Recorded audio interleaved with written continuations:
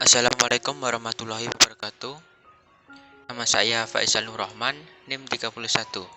Di sini saya akan menyampaikan materi tentang proses, kaidah, dan metode dari periwayatan suatu hadis.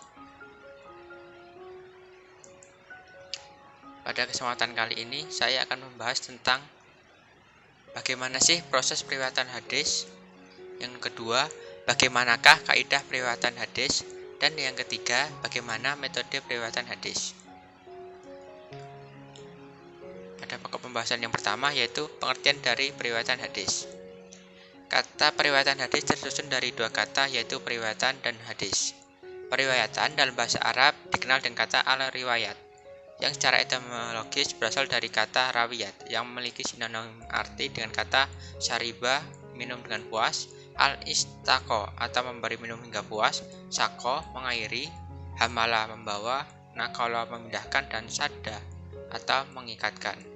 Kemudian berasal dari kata hadis yang diserap dari kata al-hadid yang secara etimologis bermakna al-jadid atau baru, dan al-khobar yang berarti berita atau kabar.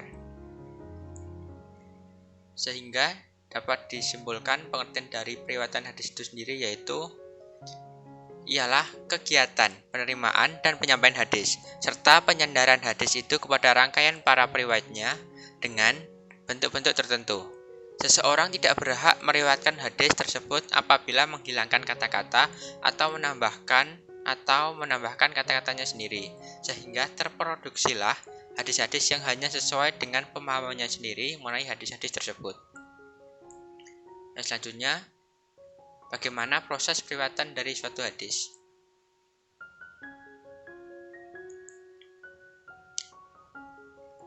Penyampaian suatu hadis ada berdasarkan hafalan, peristiwanya, dan berdasarkan kitabnya. Para muhaddisin sangat berhati-hati dalam meriwayatkan suatu hadis. Mereka tidak membolehkan seorang rawi meriwayatkan kecuali hadis yang telah terbukti kebenarannya dan yang telah diteliti.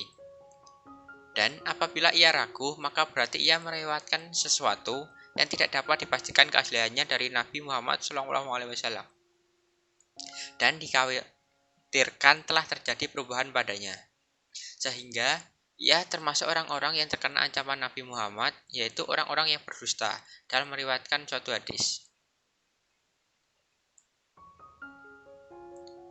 Dan selanjutnya, syarat-syarat bagi periwayatan suatu hadis. Yang pertama, Islam. Orang yang selain Islam tidak boleh meriwayatkan suatu hadis. Yang kedua, balik atau cukup umur. Yang ketiga, adil. Yang dimaksud dengan adil yaitu sifat yang melekat pada jiwa seseorang yang menyebabkan orang tersebut mempunyai sifat yang takwa, menjaga kepribadian dan percaya pada diri sendiri dengan kebenarannya, menjauhkan diri dari dosa besar maupun dosa kecil, dan menghindarkan diri dari kegiatan yang mubah. Yang kemudian nomor 4, dabit, ialah terikat kembali perawi saat penerimaan dan pemahaman suatu hadis yang ia dengar dan hafal sejak waktu menerima hingga ia menyampaikannya.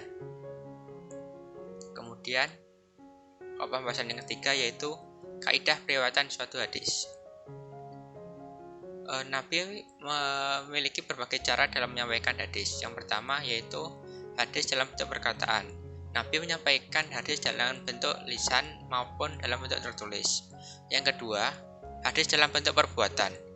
Yang ketiga, hadis dalam bentuk takrir, yaitu Nabi menyampaikan suatu hadis dengan cara meminta penjelasan dari para sahabatnya. Kemudian yang nomor 4, hadis dalam bentuk ikhwal. Dan selanjutnya, bagaimana sih metode periwayatan suatu hadis? Metode periwayatan suatu hadis terdiri dari 6 metode yang menggunakan metode al-tahammul wa ada al-adid dengan bagian-bagian cara berikut. Yang pertama itu al-sama. Al-sama ialah menerima riwayat hadis dengan cara mendengar langsung dari sumber riwayat atau guru hadis. Yang kedua, al-qiraah. Al-qiraah merupakan metode periwayatan hadis dengan cara seorang murid membaca hadis di hadapan gurunya. Yang ketiga, al-ijazah. Al-ijazah ialah pemberian izin dari guru kepada muridnya untuk meriwayatkan hadis darinya. Yang keempat yaitu al-munawalah. Al-munawalah ialah ketika seorang guru memberikan naskah hadis kepada muridnya. dengan metode disertai maupun tidak disertai. Kemudian yang nomor 5 yaitu al-mukatabah. Al-mukatabah ialah kegiatan dari seorang guru yang menulis hadis atau menyuruh orang lain yang adil dan dabit untuk diberikan kepada muridnya. Yang keenam yaitu al-i'lam.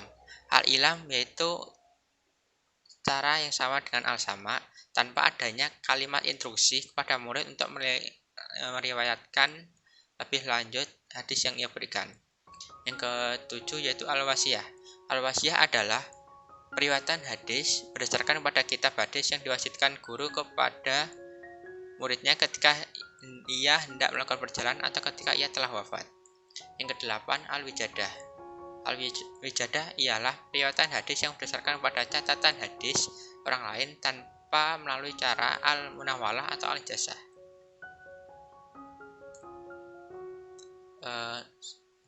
Sekian penjelasan dari saya.